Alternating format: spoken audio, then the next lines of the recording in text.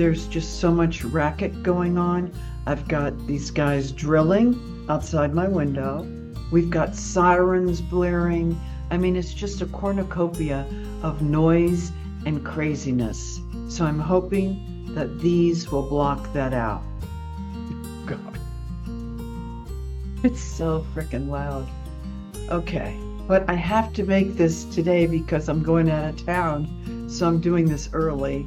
All right, so Dad, my two sisters, Cam and Amy, and I are gathered next to the gazebo nestled among the palmettos and magnolias on the grounds of the historic Governor's Mansion in Columbia, South Carolina. A string trio plays the Brandenburg concertos. I'm dressed in a beautiful gown my mother made from the ivory silk she purchased in Japan when I was born 26 years ago. She bought it for this occasion. Baby's breath is entwined in my classic Gibson girl updo. I hold a bouquet of white orchids. Cam and Amy, my maid of honor and flower girl, are dressed in apricot satin and organdy dresses that Mom made. Their blonde tresses tied back in matching satin ribbons like fairy princesses. That's hard to say. I lower my head as if in prayer and study the orchids in my bouquet.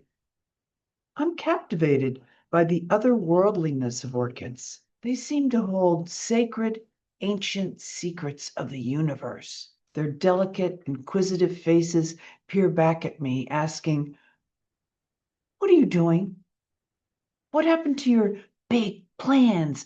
What happened to all your big dreams? All your ideas about moving to New York City after college and being an actress? What happened? Huh? I thought you didn't want to get married." What? I mean, I'm 26. I'm an old maid by Southern standards. Girls down here are married the day after high school, unless they're pregnant, in which case they're sent to some undisclosed location like they're in witness protection. The orchids stare back as if to say, "Now that's lame." Well, Dad, stop speaking to me. His silent treatment went on for a year. Not one word to Henry or me. Not hello, not goodbye, not even Merry Christmas. After a year, I gave in. Henry's right. Marriage will solve a lot of my problems. I'll be a respectable woman in the eyes of the law and my father. He condemns me for being a fallen woman living in sin. I'll be a grown up, my own person, out from under the authoritarian thumb of my controlling colonel father. I'm over being ostracized. I'm over the big scarlet A on my chest. I caved. I'm weak. Okay? Happy? I couldn't take the pressure. Now leave me alone. I glance up from my bouquet. Today is a perfect day for a wedding. The sky is glorious, clear blue, the humidity bearable. It's early June, so the oppressive heat that blankets Columbia, South Carolina each summer like a carpet bomb has yet to arrive. Columbia's scorching summer temperatures and relentless humidity give it its nickname, the screen door to hell. Henry's mother, smiling, floats to her seat in the front row in a kind of Valium-induced haze. She's a vision in powder blue, and she always dresses to the nines, and today, tens. Her dress is topped off with a corsage of some sort of pink flowers like azaleas or something. She's in full kabuki makeup, but instead of white, her face is orange. I don't think I've ever seen her without her mask on. To her credit, she raised 4 children on her own, working in a bank, training the men who were promoted over her, making twice as much money as she did. No small feat. I smile at the orchids' expectant faces. Well, what's it gonna be? Wagner's bridal chorus interrupts my thoughts. Dad grabs my arm like I'm a prisoner that might escape and says, "Let's do this, for someone changes their mind. He's not getting any prize." Dad must be thrilled to make an honest woman of me. At the altar, Mr. Hollywood Handsome stands waiting in his tux with his shoulder-length layered hair flowing in the breeze.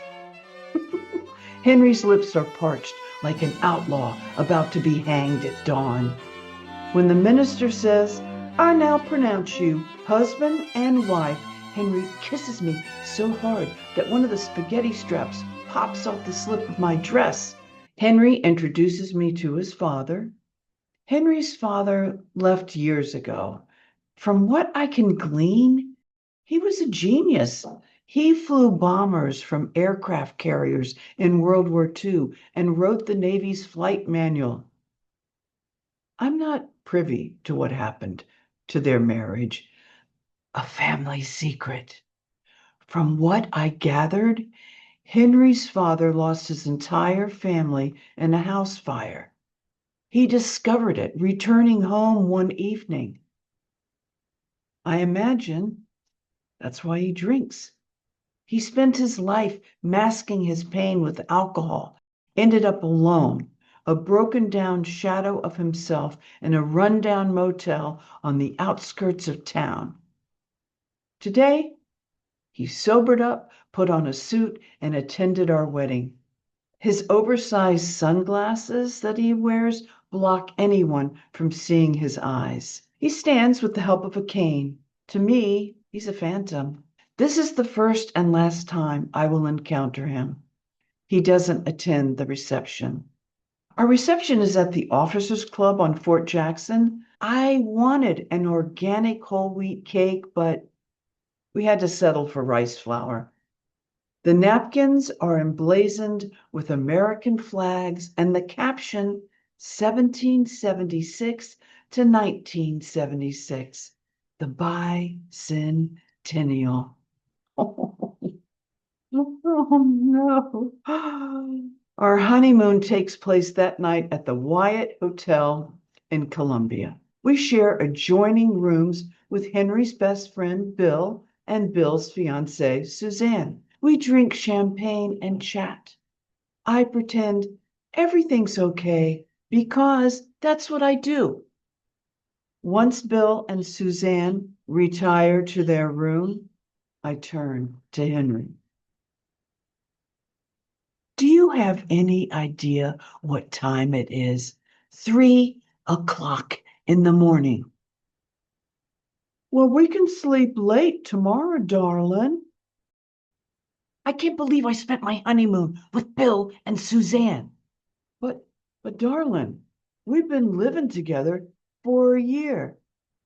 This is symbolic. Who spends their wedding night with another couple? Who does that?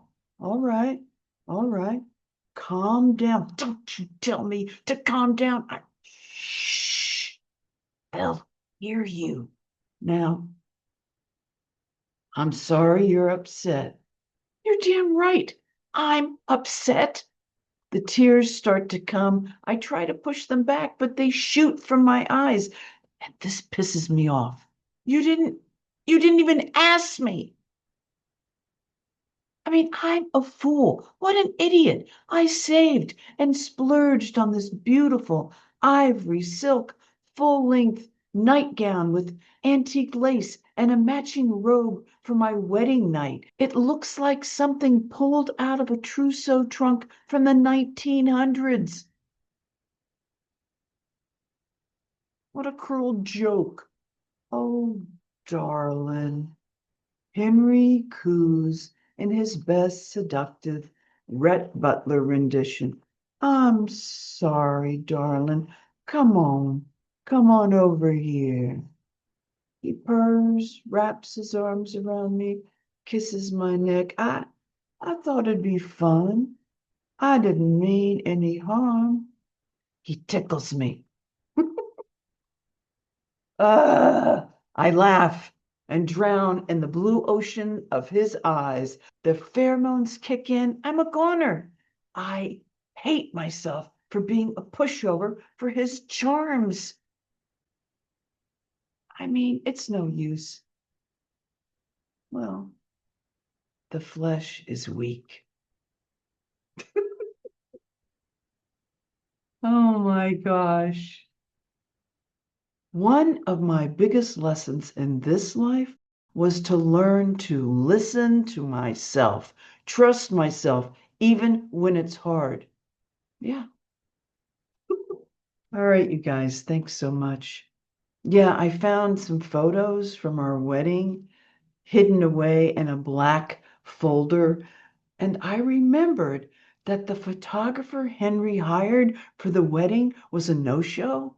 So the only photos that I have are from, well, one set of photos, the black and whites, are from a guy whose job was to shoot crime scene photos. The color ones, I have no idea. I have no idea who took them, where they came from. Was that an omen that the photographer didn't show up? Hmm. Yeah, maybe. Thanks for watching, you guys. I hope everyone had a wonderful Thanksgiving. I shot this video early because I was going out of town to visit friends, and this is the first time that I've left New York City since COVID. Crazy, I tell you. But also because my kitty was sick, and so I didn't have anyone that would take care of her. Yeah. Thanks for being here, y'all. I really appreciate it. I appreciate all your love and support of the channel. Be sure to like, subscribe if you haven't already. It's free. Hit the notification button. Leave your questions and comments below. It really helps the channel. I love reading and responding to them. I learn a lot from you guys. I really do. And it triggers things that I haven't thought about in years. And I want to thank all my monthly subscribers. Thank you for everyone who watches the channel and just shows up here. I really, really appreciate it. Thank you so much. Okay. Questions for you guys. One, have you ever gone through with something even though your instinct said, don't do it? Hmm. Two, did family pressure ever sway a major decision in your life? Crazy, I tell you. Let me find your questions and comments. Actually, this was from a couple of weeks ago because, I don't know, got lost in the shuffle. This is from Time Runner. Hi, Jill. I have two quick questions for you. First one, did you ever work on the TV show NYPD Blue? No. Actually, NYPD Blue shot in LA. I know. Yeah, they probably came to New York to do second unit shots, which would be just like cars or exteriors like that, just to give it that New York feel since they were shooting on a soundstage, I guess, in LA. What is your favorite Diane Keaton movie? It would have to be Annie Hall, because that's the first time I saw her. And that was when I said, "Oh, wait, I look like her. She's an actress in New York.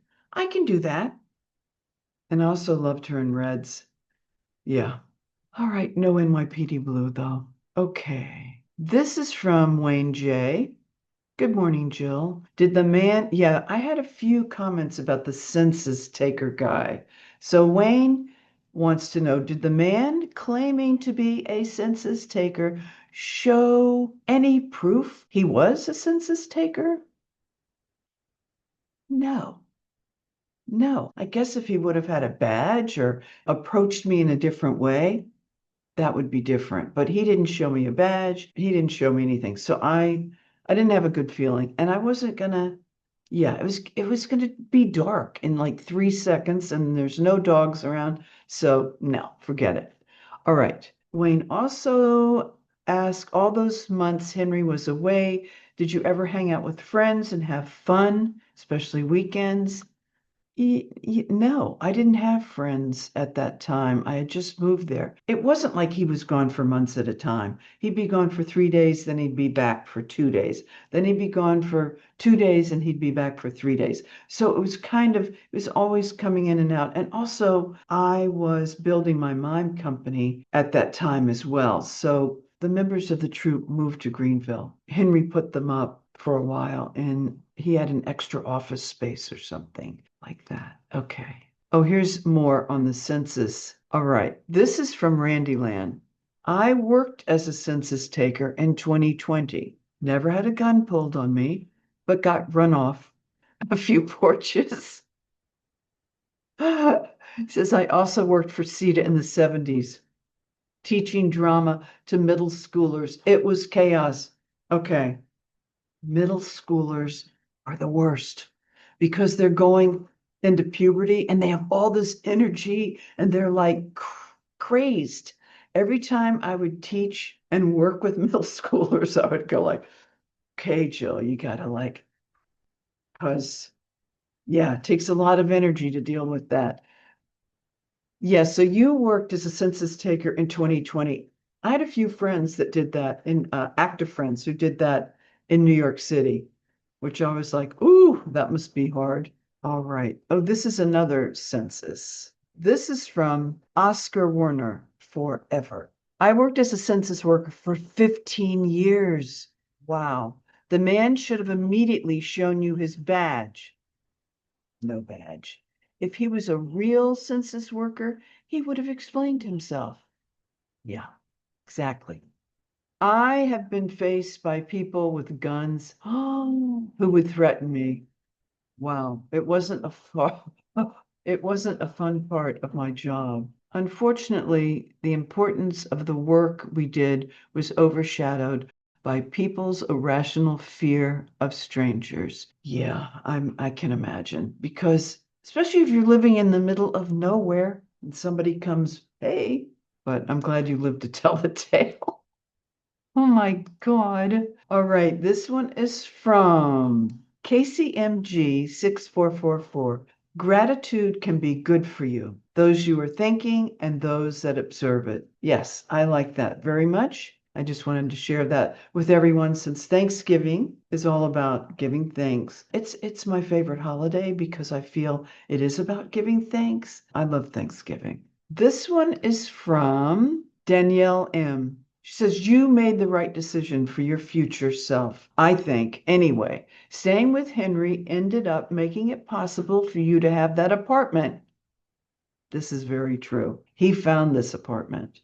Now, when he found it, although it was a Stanford White building, the guy who owned it was a slumlord. So he had let it go to seed.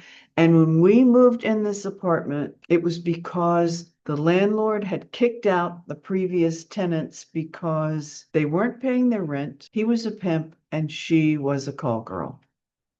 So the building's been sold. It was brought back to its original luster. It's very well taken care of. It's a new day. So this building has been through so many changes. All right, who knows what would have happened, but I think about your apartment every single video. It's like a dream come true these days, especially.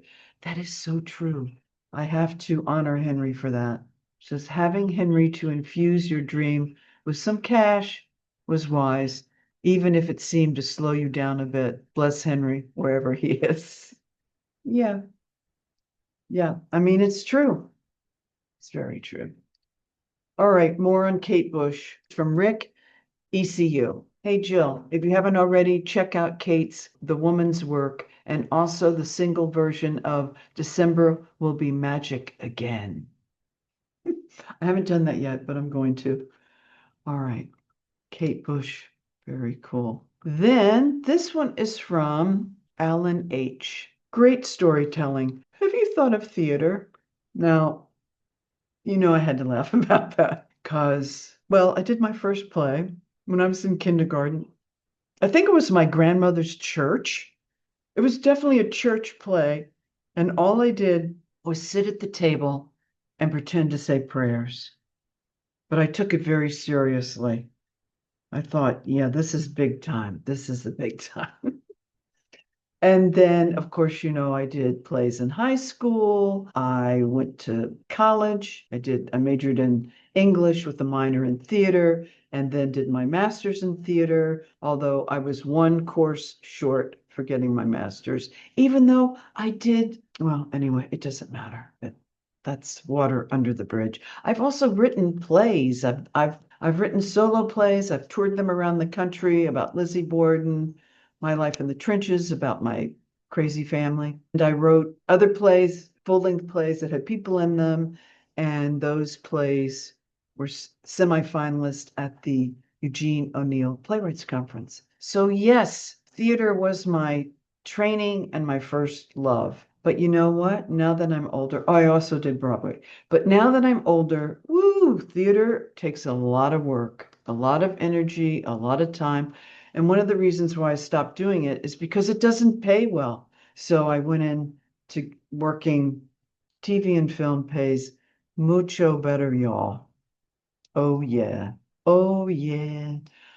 All righty. So I think that's it, y'all. All right, as I'm recording this video, I'm having deja vu. I'm like, did I record this one already? I don't know if I did. Oh well, I've made over 100 videos now. I've almost been doing this for 2 years. Sometimes, I don't know, but we'll see what happens. Anyway, thank you guys so much. Be sure to like, subscribe, hit the notification. I'm sending you guys lots of love, lots of gratitude, and sending love to all the kitties that watch the channel, the Pose and Gracie, the Professor, and to cat angels everywhere. I love you, Magpie. All right, ciao. Love you guys. Peace out.